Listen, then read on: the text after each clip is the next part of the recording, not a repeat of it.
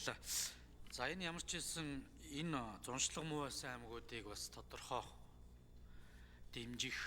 За эргээд энэ өмнөх одоо жилүүдэд болсон хамгийн ойрын зуднаар л гэхэд бид нар чинь 8 их 80 төгрөгийн үнэлгээ бүхий одоо мал сүргээ бас алдсан байгаа.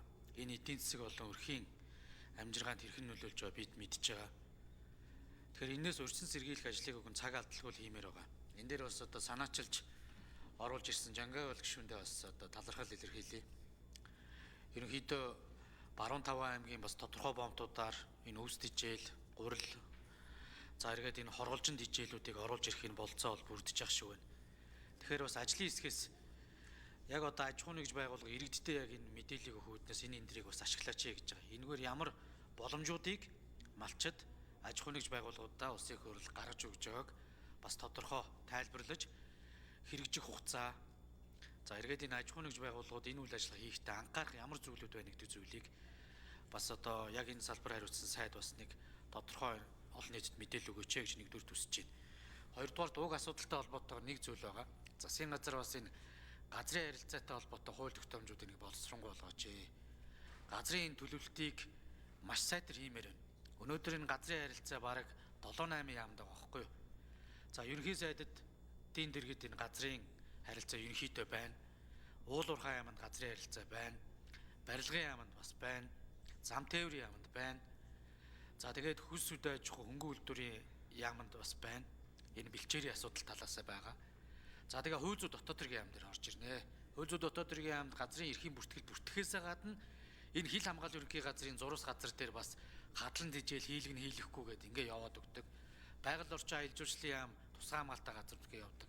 Тэгэхээр ерөн зүгээр энэ газрын харилцааг зөв бас эдийн засгийн эргэлтэнд оруулж ашиглахын тулд бас энэ нэгдсэн одоо бодлого энэ зохицуултын хууль тогтоомжуудаа нэг эргэж хараад яг энэ ганцуудын үед бас газрыг хэрхэн яаж ашиглах уу гэдэг бүх зүйлүүд нэг тодорхой болгочмоор байна. Аль хэсэгтээ эрчимцэн мал аж ахуй, аль хэсэгтээ одоо тэ хадлан дижээлийн бүс, аль хэсэгтээ уул уурхайгаа явуулах ч гэдэм үү. Ийм зүйлүүдийг одоо зайлшгүй хиймээр байна. Тэгээд энэ бол ерөөсөө л бидэд бас энэ ганцуудын даван туулах энэ асуудал чинь бас газрын менежментийг хэрхэн явуулах уу, газраа яаж нөхөн сэргээж одоо зөв эдийн засгийн эргэлтэнд оруулах уу гэдгээс л бас их шалтгаалж байгаа. Тэгэхээр нэг удаагийн энэ өвс дижээлийг оруулж ирэх гэхээс илүүтэйгээр аль аль бүс нутгуудад мал аж ахуйн онцлогтон таарсан энэ одоо газар тариалан хөдөө аж ахуйн одоо тий бодлогыг хэрэгжүүлэх юм бэ гэдэг л зүйл байгаа. Тэгэхээр энийг бас засгийн газар анхаараач. Энэ газрын харилцаа чинь ингээд маш олон сайдуудын дунд ингээ ойлгомжгүй болтож байна. Тэгээд яг энэ өвлжид хүндрэхээр одоо ингээл отрын бүс гээл зарлана. За одоо гав их сайд л энийг зохицуулна л та. Тэгээ эн чинь өөрөө нөгөө иргэдийн дунд ингээ үл ойлголцол үүсдэг. Энэ аймгийн одоо иргэд малтаагаа ороод ирлээ гэл ингээд явдаг. Тэгэхээр бид энд бас энэ асуудлыг үг нь бас нэг зайлшгүй нэг шийдээд ойлгомжтой болгоод ингээ явах зайлшгүй шаардлага байгаа шүү гэдэг зүйлийг би бас энэ энэ дээрээс хэлмээр байна. Тэгээ одоо Бадамсүрэн сайд л хариулах бах. Ерөн энэ тогтоолын ач холбогдол за эргээд энийг хэрэгжүүлэхээр одоо импортоор оруулж ирэх энэ гурил одоо тэгээд хичээл өвс оруулж ирэх аж ахуйн нэгж байгуул юуг анхаарах ёстой гэдэг зүйл дээр бас нэг товч тодорхой мэдээллийг олон нийтэд өгөөч гэж хүсэж байна. За Бадамсүрэн сайд хариулъя.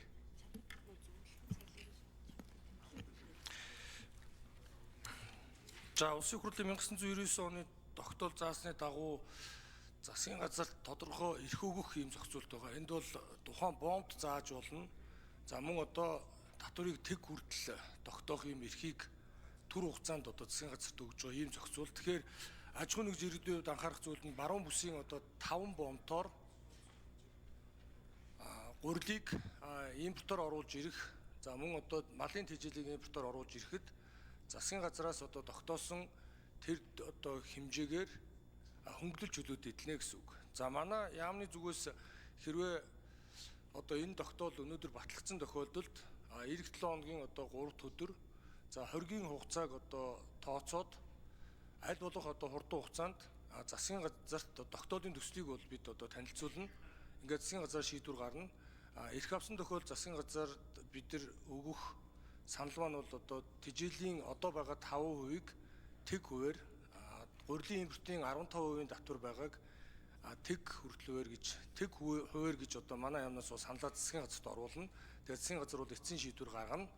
Өөрөөр хэлбэл баруун бүсийн нэр заасан 5 бомтоор импортын татваргүй малын тэжээд болон гурил оруулж ирэх ийм боломж бүрднэ гэдгийг аж ахуйн нэгжүүдэд бас мэдээлж байна. За хугацааны хувьд бол 4-р сарын 15 хүртэл хугацаа гэж бид нар тооцож оруулж байгаа. Өөрөөр хэлбэл яг энэ үйл хаврын хүндрэлтэй цаг нөхцөлд гэж тогтоож байгаа. Тэгэхээр энэ хугацаанаас хойш бол эргээд татвартай 15% татвар, гурилын тэжээлийн 5% татвар бол эргэж сэргээд явна гэсэн ийм мэдээллийг аж ахуйн нэгж иргэддээ өгье. За газрыг ашиглах төлөвлөгөөний хувьд бол сайн зөрөг гишүүнтэй санал нэг байна. Цаашид бол бэлчээрийн дороотол мах хэмжээгээр нэмэгдэж байгаа. За эндээс төрөөс хийж хэрэгжүүл дэмжиж чадах гол ажил бол экспортыг бүгд талаар дэмжих. За манай яамны хувьд бол экспортыг махны квоттой байсныг экспорттод квот тогтоодог байсныг бол квотгүй болгосон. За мөн гадаад яриа хэлэлцээрийг аль болох нэмэгдүүлэхийг зорж байгаа. Цаашид бас олон худалдааны хэлэлцээрүүд байгуулагдаж нэмэгдвэл за үүн дээр бол олон боломжууд нэмэгдэх. Малчтын хувьд бол ерөөсөө бидэнд бол олон төрлийн дэмжлэг гэхээс илүүтэй махын маань түүхийн эдийн маань үнэтэй болгоход экспортлоход боломжийг төр бүрдүүлж өгөөч гэдэг ийм хүсэлтийг л их тавьж байгаа. Тэгэхээр малын тоо толгойг ноос илүү чанарч шилжүүлж малчтын орлогыг мах түүхийн эдээс нэмэгдүүлэх нь бэлчээрийн даацыг хэтрүүлэхгүй байхны гол эдийн засгийн гол хөшүүрэг арга болно. За малчид бол малаа бол олон болгоё гэж бол айхтар зорихоос илүүтэй амжиргаанд нь хүрэлцэх.